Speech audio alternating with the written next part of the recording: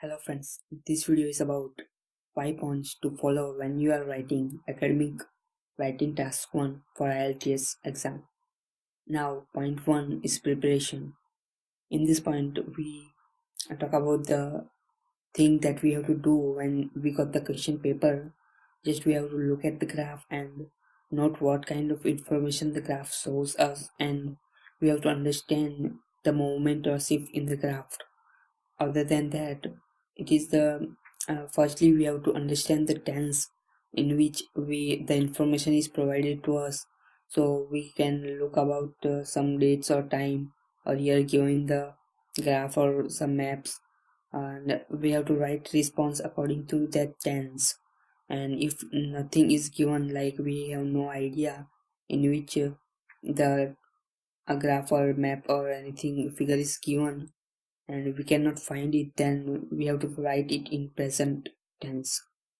So after that we have to prepare our opening graph introduction by paraphrasing the thing that they have given some information about the graph or any detail about the chart, that we have to paraphrase and make our introduction. Now as we go on to point 2, now we have to search for the most striking or important feature that we have, and by doing so we have to make the overview of the graph, like we can put it in 2 or 3 lines, like overall this graph shows this and this is this, or this stages of anything like that, like the most number of people are in this year or that year. We don't have to include any numbers in overview. We have to just look at the most striking features or most important thing that we see in the graph, and we have to just write it that. And yes, certain graphs contain too much of information, like for one graph there are 5 cities given, and about numbers given, like every city, for every city, like one city contains 500 people, other city contains 300, other 200. Then we don't have to write like this city contains this number of people, and then this city contains this number of people. Other than that, we have to know how to group the information. For that we have to write like the city 1 contains highest number of people, about 500, and then we can write like which is followed by this number of people, like we have to decrease the number of people with that.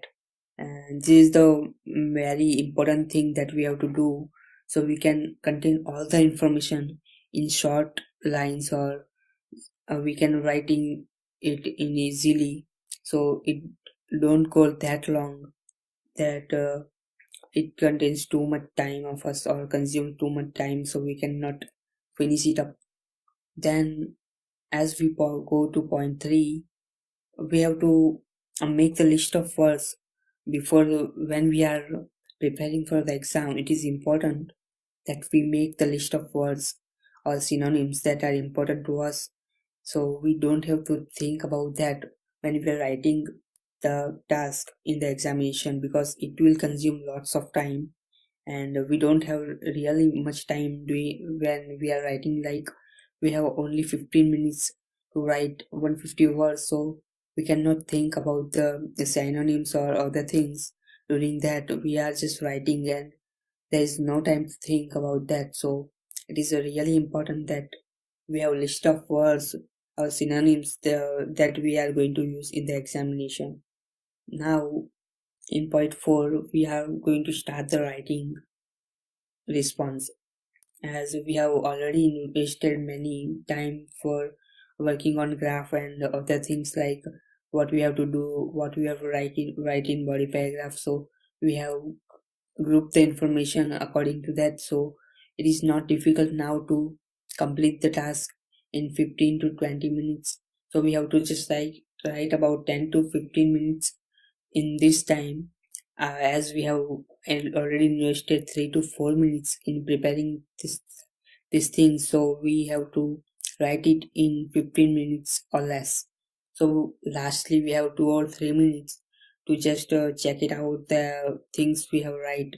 So starting the response, we have to write the response in about 15 minutes, and also during that we have to also count the number of words that we have written, because if we fall under count, there will be a penalty. So it is really important to that you practice. When you practice at home, you should practice in the IELTS answer sheet, so you have some knowledge about how much words that you are writing in a single line, so you don't have to think about the that count the numbers of words. You have just to count number of lines, and you can get the assumption about the how much word we have written in the whole task. So it is important to during your practice you use the IELTS answer sheet, so you don't have to waste your time in counting the words in actual examination. And point five is editing. As I already said, after the writing this up, it is required to check it up in one. So we have to check it up in quickly, but we have to check it. So if there is any problem in grammars, because when we are writing there are lots of stuff going in our mind, so there can be possible that we have some problems in grammar, so it is required to check it again. And there are many people there who also make mistakes in writing some units or other things, so it is required to check it out. And if you like this video, please thumbs up and subscribe my channel, because I'm going to put more and more videos about IELTS. And if you have any question about IELTS examination, please write it down in comment section below. And if you have if you want to know anything about, like, if you want to make some videos on speaking or reading, please write it down in the comment.